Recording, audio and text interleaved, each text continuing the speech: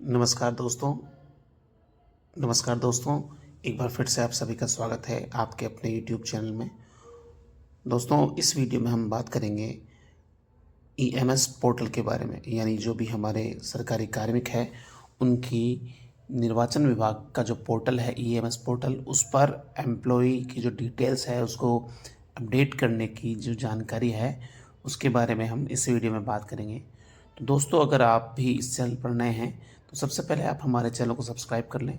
इस चैनल पर हम आपको समय समय पर जो है सरकारी कर्मचारियों या जो भी है एम्प्लॉय हैं हमारे, उनसे संबंधित जानकारी उपलब्ध करवाई जाती है। तो दोस्तों, हमारा लक्ष्य है 100 सब्सक्राइबर पूरे करने का, तो प्लीज़ इसमें हमारा सहयोग करें। और इस वीडियो के माध्यम से हम शुरू करते हैं ईएमएस पोर्टल पर किस तरीके से हम जो है जानकारी अपडेट करें। तो सबसे पहले हमको गूगल पर अपलोड ईएमएस 2026 डाल के हम सर्च करेंगे तो जो पहला जो लिंक खुलेगा उस पर इस क्लिक करने के बाद में कुछ इस तरीके से हमारे सामने इंटरफेस खुलेगा। और यहाँ पर हमको हमारा यूज़र नेम जो है डी डी ओ कोड जो भी है आपका, वो आपको जो है यूज़र नेम बना करके उसको डाल देना है। और पासवर्ड में हम डालेंगे 123। ध्यान रखना, सबसे पहले ऑलरेडी जनरेटेड पासवर्ड होंगे जो होंगे 123, और कैप्चा डाल के हम लॉगिन कर लेंगे। लॉगिन करने के बाद में हमारा इस तरह का इंटरफेस कुछ खुलेगा। आपके स्कूल का नाम खुलेगा और ओल्ड पासवर्ड, और यहाँ पर हमको डाल देना है। उसके बाद में 123 जो भी हमने डाला वो डालना है, और न्यू पासवर्ड हम जो भी हम बनाना चाहते हैं वो बना देंगे। उसमें एक जो है स्पेशल कैरेक्टर, एक बड़ा कैरेक्टर और बाकी छोटे, इस तरीके से सभी कैरेक्टर्स को यूज़ करके जो है हम नया पासवर्ड बना लेंगे। और उसके बाद कुछ इस तरीके से देखिए @ और जो भी आप मतलब उचित समझें वो पासवर्ड आप बना लें, फिर वही कंफर्म कर दें। उसके बाद ओके करने के बाद में इस तरीके से कुछ डैशबोर्ड हमारा ईएमएस पोर्टल का ओपन होगा। और उस पर क्लिक करने के बाद में देखिए एम्प्लॉयज़ की जो है सारी लिस्ट या सबसे पहले संख्या ओपन हो जाएगी, और उसके बाद में सारी डिटेल्स आपके स्कूल की मोटी मोटी यहाँ पर दी हुई होंगी। तो इसमें जो है हम धीरे धीरे देखेंगे कैसे अपडेट करें। जो कार्मिक अगर मान लीजिए हमारा ट्रांसफ़र हो चुका है तो उसके बारे में कैसे देखें, सब देखेंगे। और फिर उसके बाद में देखिए स्टेटस भी दिखेगा।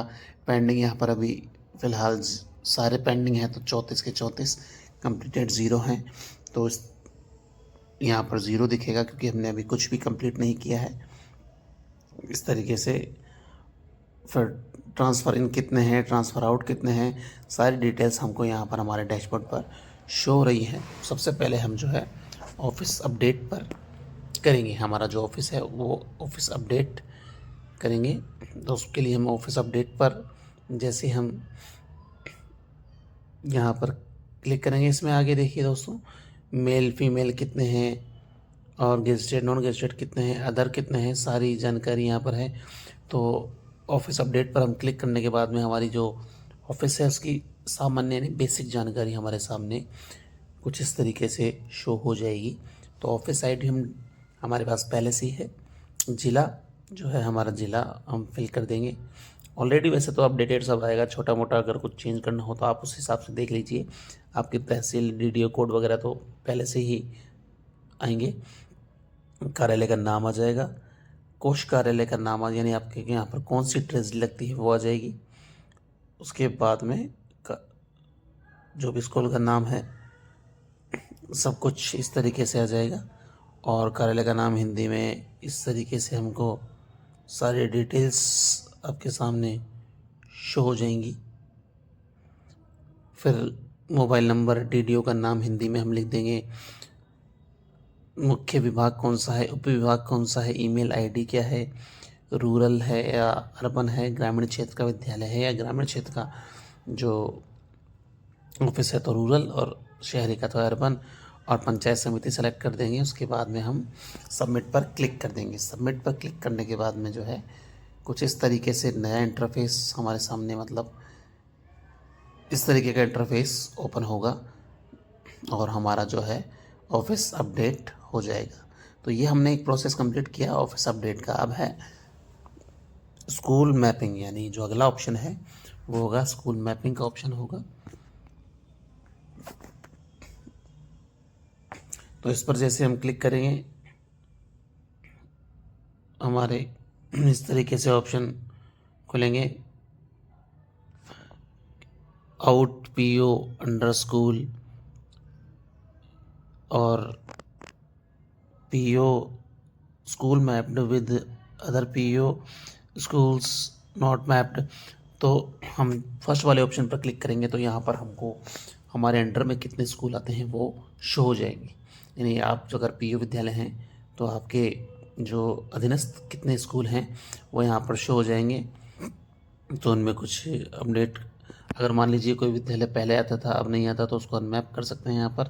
तो इस तरीके से आप देख लें आपके अंदर मतलब आपके अधीनस्थ में कितने विद्यालय आते हैं, उस पर आप क्लिक कर दें, देख लें मतलब उसको। अगर सब कुछ ठीक है तो फिर कोई दिक्कत नहीं है। इस तरीके से हम हमारे स्कूल को मैप कर सकते हैं। और अगर कोई नया स्कूल आपके अधीनस्थ में जुड़ा है तो यहाँ पर सर्च कर लें और सर्च करके हम उसको मैप या अनमैप की जो प्रक्रिया है वो हम आगे बढ़ा सकते हैं। तो इस मैपिंग लॉक करने के बाद में जैसे आप देख लेंगे उसके बाद कि भाई स्कूल्स आ रहे हैं तो मैप स्कूल की मैपिंग को लॉक कर दें। मैपिंग लॉक करने के बाद में आपके अधीनस्थ सभी स्कूलों की जो मैपिंग है वो यहाँ पर हो जाएगी और इस तरह का आपके पास एक पॉपअप विंडो सामने आएगा। इसको ओके कर दें। तो ये हमारे दो जो हैं ऑप्शन हमने कंप्लीट कर लिए, ऑफिस अपडेट का और स्कूल मैपिंग का। अब जो मेन पोर्शन है इसका इस पोर्टल का वो है एम्प्लॉय अपडेट करना। तो दोस्तों अगर आप इस वीडियो को पसंद कर रहे हैं तो प्लीज़ हमारे चैनल को जो है सब्सक्राइब करें और हमारा 100 सब्सक्राइबर का जो टारगेट है उसको कंप्लीट करें और अपने साथियों के साथ भी इस जानकारी को शेयर करें। तो अगला जो ऑप्शन है वो है एम्प्लॉयज़ को अपडेट करने से पहले हम एक बार रिपोर्ट्स पर क्लिक करेंगे। रिपोर्ट्स पर क्लिक करने के बाद में जब से हम रिपोर्ट्स पर क्लिक करेंगे तो हमारे अधीनस्थ जितने भी कार्मिक हैं हमारे स्कूल में, हमारे पीओ स्कूल के अंतर्गत जो स्कूल आते हैं उनमें जितने भी कार्मिक हैं उन सब की डिटेल्स हमको इस तरीके से कुछ डाउनलोड हो जाएगी। उसको हम एक बार हमारे जो भी स्कूल का ग्रुप है उसमें शेयर कर देंगे इस रिपोर्ट को, जिससे कि सभी कर्मचारी अपनी अपनी डिटेल्स देख लेंगे। और ये चूँकि ये डेटा जो है वो सीधा हमारे पुराने जो डेटा है उस हिसाब से उठाया गया है, तो ये पुराना डेटा है। तो इसमें जो भी लिस्ट है ये जो डाउनलोड की है आपने, इसको ग्रुप में डालने के बाद एक एक कर्मचारी की डिटेल्स को अपडेट कर देना है या उन कर्मचारी से हम संपर्क कर सकते हैं जो भी उनकी अपडेट डिटेल्स है, जैसे कि कार्मिक का कोड है, नाम है, विभागीय पद है, उनका पुरुष स्त्री, मोबाइल नंबर, ईमेल आईडी, वर्तमान पद, स्थापन की तहसील, इस तरह से जो बेसिक नियुक्ति तिथि है, वर्तमान पद पर नियुक्ति क्या है, सेवानिवृत्ति तिथि क्या है और राज्य सेवा है या कैसी सेवा है, राजपत्रित है या अराजपत्रित हैं, कार्मिक की स्थिति वर्तमान में क्या है, कुल मिलाकर के इनकी जो है बेसिक जानकारी जो हमको जो ग्रुप में डाल देनी है और संबंधित कर्मचारी से इसकी जानकारी ले लेनी है। अगर कोई अपडेट है तो वो उनसे इस बारे में संशोधन करवा लेना है एक बार इस लिस्ट में, और वो अपनी बेसिक जानकारी इस हिसाब से जो है बता देंगे आपको और आप फिर उसको नए सिरे से अपलोड। उनका विधानसभा क्षेत्र क्या है, बीएलओ है या नहीं है, होमगार्ड है या नहीं है, होमगार्ड है तो उनका बेस्ट नंबर जो है वो क्या है, उनका एपिक क्रमांक, मतदाता सूची में क्रम संख्या, भाग संख्या, विधानसभा क्षेत्र कौन सा है और एपिक कार्ड नंबर है, जो उनका वर्तमान उनका निवास स्थान कौन सा है, उनका मूल निवास स्थान कौन सा है। इस तरह से उनकी जो बेसिक जानकारी है वो हमको जो है उनसे अपडेट या संशोधित जो है वो इस पीडीएफ के माध्यम से भरवा लेनी है। उनका बैंक खाता संख्या क्या है, बैंक का नाम और उनका ब्रांच का नाम क्या है, आईएफएससी कोड क्या है, रनिंग पे बैंड, ग्रेड पे इत्यादि, मतलब वर्तमान में जो भी इनकी डिटेल्स हैं, नहीं वर्तमान में जो ग्रेड पे चल रहा है वो सब फिल करने के बाद में जो है, अब हम जो मेन काम है हमारा उस पर आते हैं, अपडेट एम्प्लॉय। इस पोर्टल पर हमको जो मेन कार्य है वो यही करना है। अपडेट एम्प्लॉय पर जैसे ही हम क्लिक करेंगे कुछ इस तरह का इंटरफेस खुलेगा, यानी हमारे सामने एक लिस्ट शो होगी, उसमें एम्प्लॉयज़ के नाम होंगे और ऊपर जैसा आप देख सकते हैं पेंडिंग, कंप्लीट और ऑल, इस तरह 3 सेक्शन होंगे। तो सबसे पहले हम जैसे पहले एम्प्लॉय पर हमने क्लिक किया, क्लिक करने के बाद में उसका स्कूल सबसे पहले सेलेक्ट कर लेंगे, यानी मान लीजिए वो आपके पीयू विद्यालय में है या अधीनस्थ कोई दूसरा स्कूल है उसमें कार्यरत है, तो वो लिस्ट यहाँ पर जैसे आप ऑफिस पर क्लिक करेंगे वो लिस्ट ओपन हो जाएगी। उस पर क्लिक करने के बाद में कार्मिक का कोड, वो नॉन गेजेटेड है या गेजेटेड है, कार्मिक का कोड 1 कोड 2 जो कि आप फिल नहीं कर सकते, मतलब ये ब्लैंक है, ऑलरेडी फिल आएंगे। वो कौन राज्य सेवा में है, चूँकि स्कूल है तो राज्य सेवा आएगा। कार्मिक का नाम आ जाएगा, उनका नाम हिंदी में भरना है और उसके बाद में कार्मिक की स्थिति क्या है, अगर हैंडीकैप्ड वगैरह नहीं है तो जनरल, राज्य सेवा है, केंद्र है, कैसा है, उसकी डेट ऑफ बर्थ भर देंगे, मोबाइल नंबर भर देंगे, विकलांगता विकलांगता का विवरण भर देंगे, ईमेल आईडी भर देंगे, गंभीर बीमारी अगर हो तो वो भर देंगे, अन्यथा उसको नो कर देंगे। विभागीय विभागीय पद, कौन से पद पर वर्तमान में कार्यरत हैं वो भर देंगे। ये कुछ बेसिक डिटेल्स हैं, पर्सनल इन्फॉर्मेशन, ये भरने के बाद में और इनका कोड जो है अगर हम या एक जगह पर लिख लेना है, जिसे मान लीजिए फिर आगे भी यही चीज़ आपको भरनी है तो वो उस तरीके से वरिष्ठ अध्यापक का कोड अलग है और अध्यापक का कोड अलग है और व्याख्याताओं का कोड अलग है। इस तरीके से हमको जो है थोड़ा सा ध्यान रखना है, क्योंकि वरिष्ठ अध्यापक वरिष्ठ शिक्षक अलग अलग कॉलम है। ये फिल करने के बाद में उनका जो प्रथम नियुक्ति दिनांक है वो फिल कर देनी है। वर्तमान पद पर कब नियुक्त हुए हैं वो डिटेल फिल कर देनी है। सेवानिवृत्ति दिनांक उनकी क्या है वो डिटेल हमको फिल कर देनी है। उसके बाद में वर्तमान निवास का ज़िला, यानी वर्तमान में कौन से ज़िले में कार्यरत हैं उसमें भर देंगे। स्थायी निवास का ज़िला जो है वो भर देंगे। वर्तमान निवास की विधानसभा कौन सी है रखती है वो भर देंगे और उनका जो स्थायी निवास है वहाँ की विधानसभा भर देंगे। वर्तमान निवास स्थान क्या है, स्थायी निवास स्थान क्या है, वर्तमान निकाय और स्थायी निकाय पंचायत, ये डिटेल भरने के बाद में अगली जो है उनकी एपिक नंबर, क्रम संख्या, बीएलओ है, वर्तमान निकाय स्थायी निकाय के बाद में एपिक नंबर भर देंगे, बीएलओ है या नहीं है तो उसको यस कर देना है, नहीं है तो उसको नो ही रहने देंगे। क्रम संख्या क्या है उनकी, बीएलओ का जो ज़िला है वो कौन से ज़िले में कार्यरत है, इसमें उनकी भाग संख्या भर देंगे। एपिक कार्ड का ज़िला, विधानसभा क्षेत्र जहाँ उनका एपिक कार्ड बना हुआ है। बीएलओ के बारे में इंफॉर्मेशन है, जो बीएलओ से संबंधित आपका विधानसभा कौन सा है, पार्ट नंबर क्या है, होमगार्ड अगर हो या नहीं है, होमगार्ड बेल्ट नंबर क्या है, इस तरीके से उनकी बेसिक जानकारी जो है निवास से संबंधित वो भर देंगे। अब है भुगतान से संबंधित सूचना, अगला कॉलम, यानी उनका रनिंग पेमेंट कौन सा है, यानी करंट में वो कौन से ग्रेड पेपर या लेवल में है। उसके बाद आईएफएससी कोड भर देंगे, उनका बैंक का ग्रेड पे कौन सी चल रही है वर्तमान में उनकी वो भर देंगे। बैंक खाता का नंबर इसमें भर देंगे और उनका मूल वेतन क्या है, बैंक खाते नंबर थोड़ा देख के एक बार अच्छी जांच के भरें। मूल वेतन क्या है, वर्तमान मूल वेतन भरने के बाद में उनकी ब्रांच का नाम। अन्य रिमार्क अगर हम कुछ डालना चाहें तो ठीक है, अदरवाइज़ उसको खाली खाली छोड़ करके उनको सबमिट कर देना है।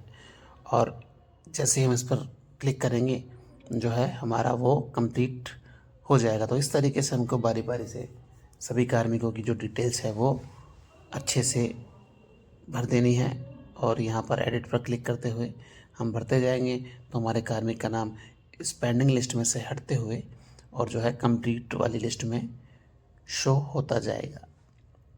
जो अभी आपने भरा है उस पर कंप्लीट वाली लिस्ट में उनका नाम आ जाएगा, बाकी जो नहीं भरे हैं वो पेंडिंग वाली लिस्ट में नाम हो जाएंगे। इस तरीके से एक एक करके हमको सभी कार्मिक की जो है वो डिटेल्स फिल कर देनी है और यहाँ पर अगर जो भी इनकम्प्लीट है वो पेंडिंग शो होगा। इस तरीके से हम जो है कार्मिक की डिटेल्स इस तरीके से हमको अपडेट कर देना है। अब अगले ऑप्शन पर आते हैं, ट्रांसफ़र एम्प्लॉय इन, यानी मान लीजिए कोई ऐसा कार्मिक है जो पहले आपके विद्यालय में कार्यरत नहीं था, वो वर्तमान में ट्रांसफ़र से या पदोन्नति से या किसी भी नई भर्ती से अब आपके विद्यालय में आया है, तो उसको अपने विद्यालय में कैसे लें। जिसका इस लिस्ट में नाम नहीं है उस पर हम बात करते हैं। तो उसके लिए उसकी एम्प्लॉय आईडी जो है हम डायल कर वो सर्च करेंगे। सर्च करने के बाद में उसकी जो है डिटेल्स हमारे सामने आ जाएगी। मान लीजिए वर्तमान में कोई बाहर से आया है, तो उसकी एक्चुअल पोस्ट क्या थी, गांव क्या था, उसका पूरी डिटेल्स आ जाएगी पुरानी। तो उसको हम ऐड पर जैसे ही क्लिक करेंगे वो एम्प्लॉय हमारे यहाँ पर ऐड हो जाएगा। तो ये प्रोसेस है एम्प्लॉय को ऐड करने।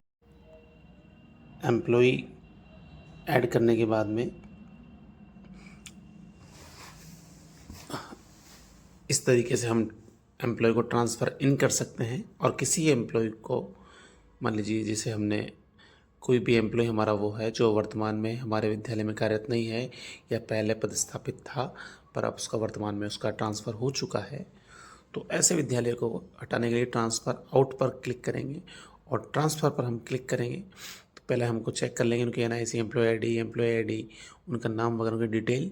और ट्रांसफ़र पर एक बार क्लिक करने के बाद में एम्प्लॉय का ट्रांसफ़र भी यहाँ से हो जाएगा।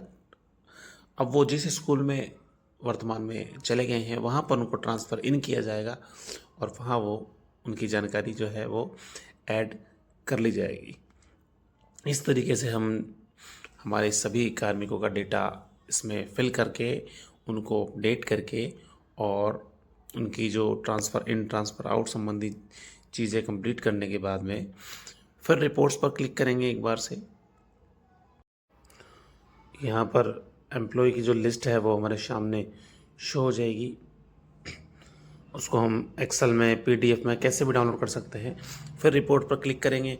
अब जो रिपोर्ट पर क्लिक करने के बाद जो भी हमारा डेटा कार्मिकों का शो होगा वो होगा अपडेटेड, यानी जो हमने संशोधन किया है वो डेटा हमारे सामने शो होगा। उसको एक बार फिर से डाउनलोड करने के बाद में इसको हम लॉक कर सकते हैं। फिर एक बार डाउनलोड करेंगे रिपोर्ट मान लीजिए, तो इस पोर्टल पर जानकारी अपलोड करेंगे और इस तरीके से हमने सारे ऑप्शन देख लिए हैं। अंत में इसको लॉक कर देना है। लॉक करने के बाद हमारी जानकारी जो है वो लॉक हो जाएगी। अगर दोस्तों आपको ये वीडियो अच्छी लगी हो तो प्लीज़ हमारे चैनल को सब्सक्राइब करें और हमको मोटिवेशन प्रदान करें और अपने साथियों के साथ भी इस वीडियो को शेयर करें। धन्यवाद दोस्तों।